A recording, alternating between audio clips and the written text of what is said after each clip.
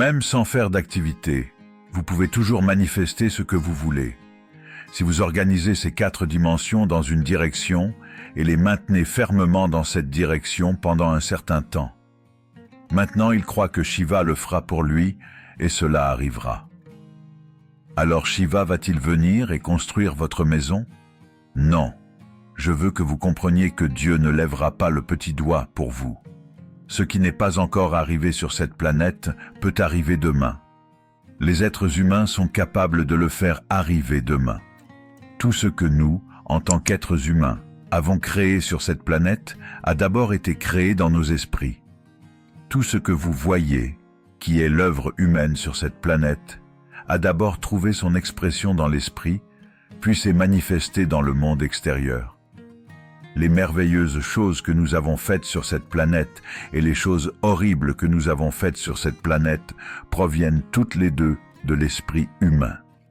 Donc, si nous nous inquiétons de ce que nous créons dans ce monde, il est extrêmement important qu'avant tout, nous apprenions à créer les bonnes choses dans notre esprit.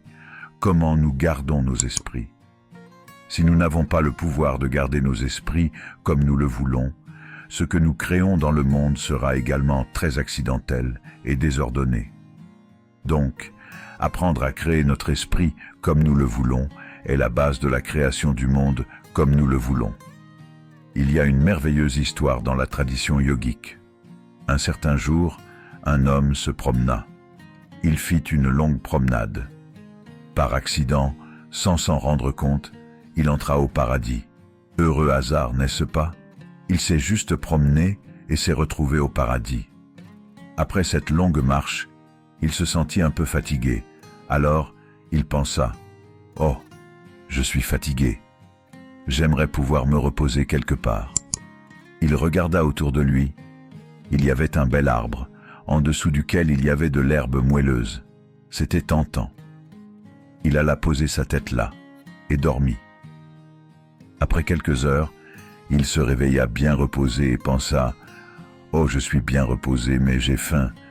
J'aimerais avoir quelque chose à manger. » Et il pensa à toutes les bonnes choses qu'il avait toujours voulu manger dans sa vie, et instantanément, toutes ces choses apparurent devant lui. Vous devez comprendre que ce sont des services comme ceux-là. Les gens affamés ne posent pas de questions. La nourriture est venue et il a mangé. Son estomac était plein. Puis il pensa, « Oh, mon estomac est plein, j'aimerais avoir quelque chose à boire. » Toutes les bonnes choses qu'il avait toujours voulu boire, il y pensa, et toutes apparurent devant lui. Les gens qui boivent ne posent pas de questions non plus. Alors il but. Maintenant, avec un peu d'alcool en lui, vous savez, Charles Darwin vous a dit, « Vous êtes tous des singes, votre queue est tombée. » Pas moi. Charles Darwin vous a dit que vous étiez tous des singes et votre queue est tombée, et ensuite vous êtes devenus humains. Oui, la queue est définitivement tombée. Mais le singe... En yoga, nous appelons toujours un esprit instable Markata, ce qui signifie un singe. Pourquoi appelons-nous l'esprit un singe? Quelles sont les qualités d'un singe? Une chose à propos d'un singe est son mouvement inutile. Et une autre chose à propos du singe est, si je dis que vous imitez quelqu'un, que cela signifie-t-il? L'imitation. Singe et imitation sont devenus synonymes. Donc ces deux qualités essentielles du singe sont très présentes dans un esprit instable. Mouvement inutile, vous n'avez pas besoin de l'apprendre du singe, vous pouvez l'enseigner au singe. Et l'imitation est le travail à plein temps de l'esprit. Alors, quand ces deux qualités sont en action, l'esprit est appelé un singe. Alors ce singe est devenu actif en lui. Il a juste regardé autour de lui et a pensé « Que se passe-t-il ici? J'ai demandé de la nourriture est venue. J'ai demandé à boire, la boisson est venue. Il doit y avoir des fantômes ici et les fantômes sont venus. Oh, les fantômes sont venus, ils vont m'entourer et me torturer, pensa-t-il. Immédiatement les fantômes l'entourèrent et commencèrent à le torturer. Puis il commença à crier de douleur et dit « Oh, Ils vont me tuer, et il mourut. Juste maintenant, il disait qu'il était un être chanceux. Le problème est qu'il était assis sous un kalpavriksha ou un arbre à souhait. Il a demandé de la nourriture est venue.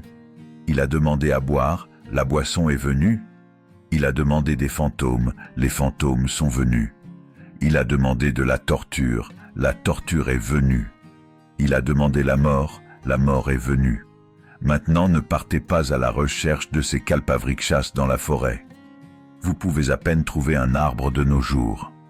Un esprit bien établi, un esprit qui est dans un état de samyukti, est appelé un kalpavriksha.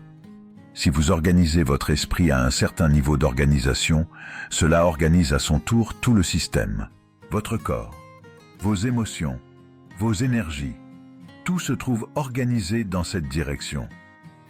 Une fois que ces 4 dimensions de vous, votre corps physique, votre esprit, vos émotions et les énergies fondamentales de la vie sont organisées dans une direction. Une fois que vous êtes comme cela, tout ce que vous souhaitez se réalise sans même lever le petit doigt en réalité. Il serait utile de l'assister avec une activité, mais même sans faire d'activité, vous pouvez toujours manifester ce que vous voulez si vous organisez ces 4 dimensions dans une direction et les maintenez fermement dans cette direction pendant un certain temps. Actuellement, le problème avec votre esprit est qu'à chaque instant, il change de direction. C'est comme si vous voulez voyager quelque part et tous les 2 pas vous changez de direction. La question d'atteindre la destination est très éloignée, à moins que cela n'arrive par hasard. Donc, organisez nos esprits et à son tour organisez tout le système et ces 4 dimensions fondamentales de qui vous êtes actuellement dans une direction.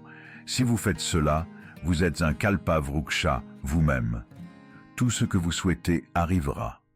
Mais actuellement, si vous regardez vos vies, tout ce que vous avez souhaité jusqu'à maintenant, si cela se réalise, vous êtes fini. Tout et tout le monde que vous avez désiré, si tout cela se retrouve dans votre maison aujourd'hui, pourriez-vous vivre avec cela? Une fois que nous sommes habilités de cette façon, il est très important que nos actions physiques, nos actions émotionnelles, nos actions mentales et nos actions énergétiques soient contrôlées et correctement dirigées. Si ce n'est pas le cas, nous devenons destructeurs, autodestructeurs. Actuellement, c'est notre problème. La technologie qui est censée rendre notre vie belle et facile est devenue la source de tous les problèmes, en ce sens que nous détruisons la base même de notre vie qui est la planète. Donc, ce qui aurait dû être une bénédiction, nous en faisons une malédiction. Ce qui nous a apporté des niveaux incroyables de confort et de commodité au cours des 100 dernières années est aussi devenu une menace pour notre vie, simplement parce que nous ne sommes pas dans une action consciente, nous sommes dans un état d'action compulsive. Donc organiser nos esprits signifie fondamentalement passer d'un état d'activité compulsive à un état d'activité consciente. Vous avez peut-être entendu parler de personnes pour qui elles ont demandé quelque chose, et au-delà de toutes les attentes, cela s'est réalisé pour elles. En général, cela arrive aux personnes qui ont la foi. Maintenant, disons que vous voulez construire une maison. Si vous commencez à penser « Oh, je veux construire une maison. Pour construire une maison, j'ai besoin de 50 lakhs, mais je n'ai que 50 roupies dans ma poche. Pas possible, pas possible, pas possible. » Au moment où vous dites « pas possible », vous dites aussi « je ne le veux pas ». Donc à un niveau, vous créez un désir que vous voulez quelque chose. À un autre niveau, vous dites que vous ne le voulez pas.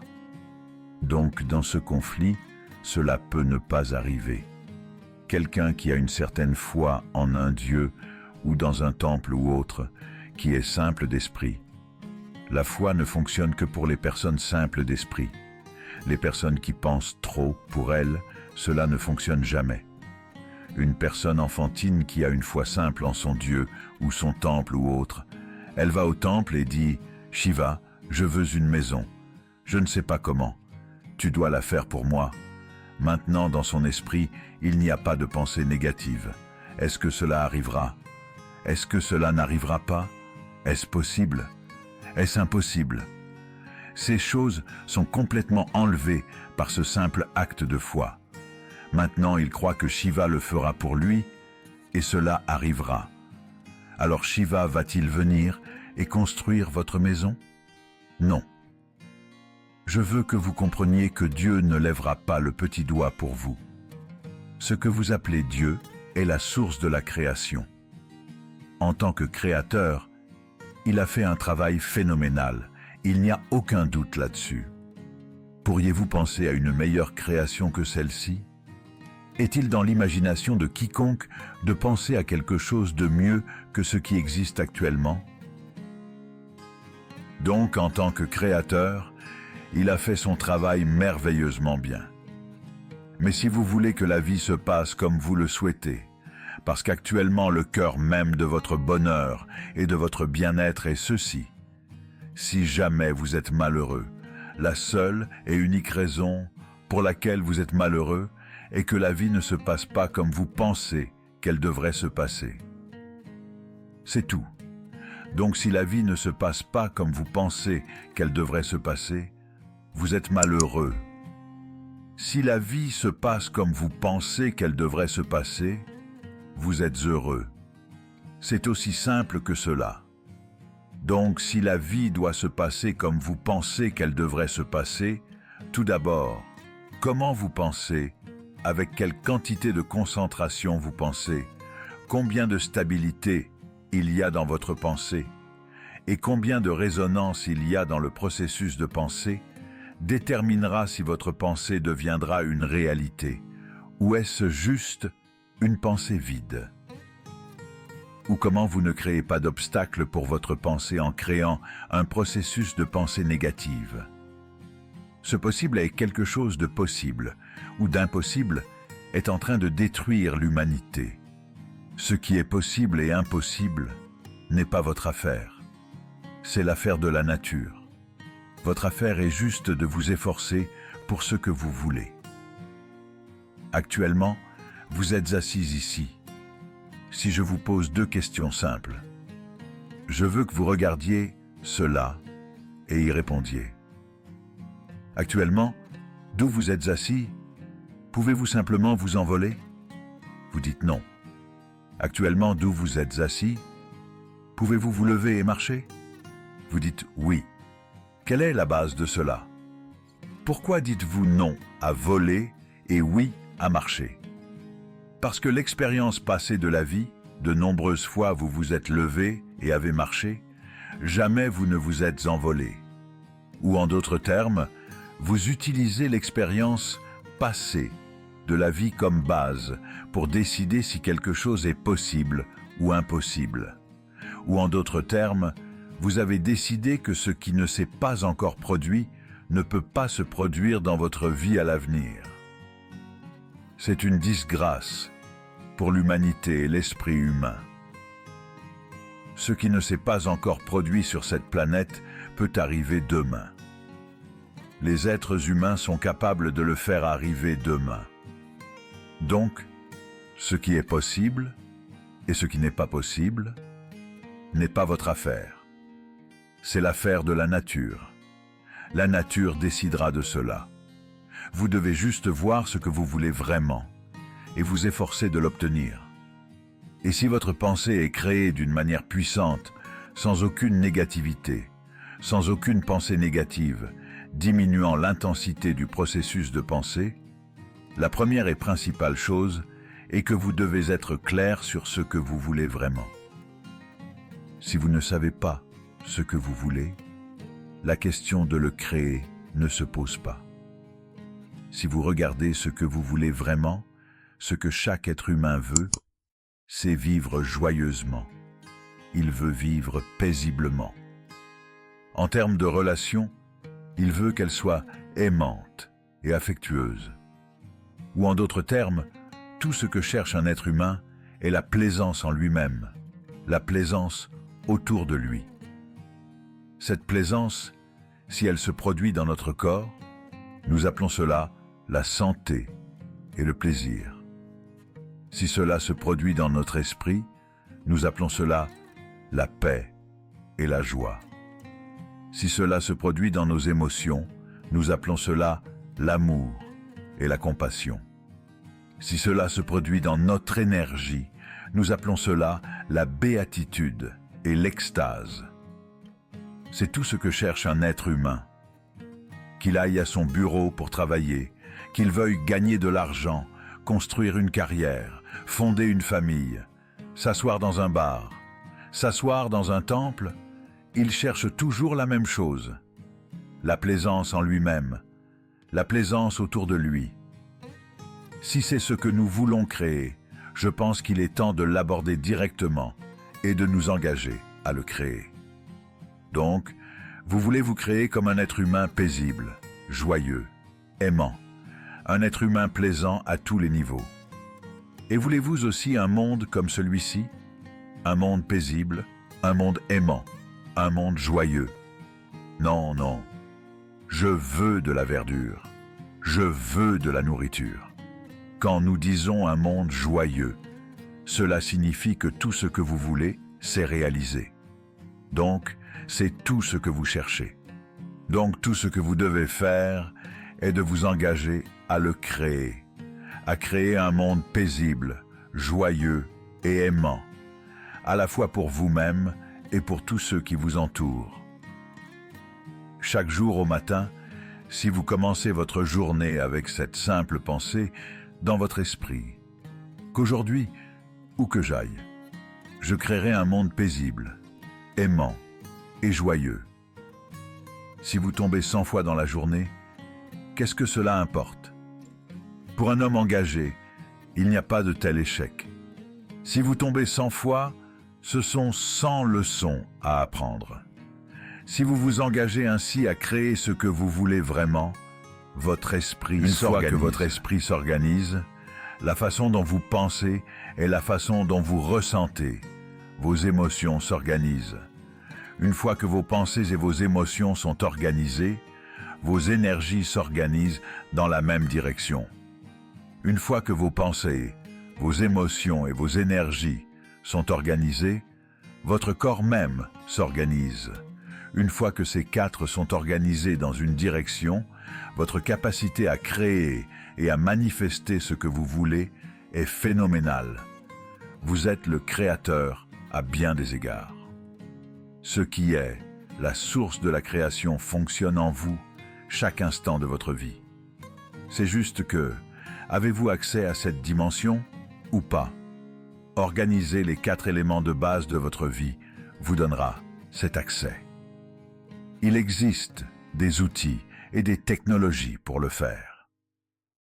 Toute la science du yoga, toute la technologie que nous appelons le yoga est juste à propos de cela. Se transformer de juste une pièce de création à devenir un créateur. C'est mon souhait et ma bénédiction que chaque être humain dans ce monde ait accès à la source de la création en lui-même, afin qu'il puisse fonctionner ici en tant que créateur, pas juste en tant que pièce de création.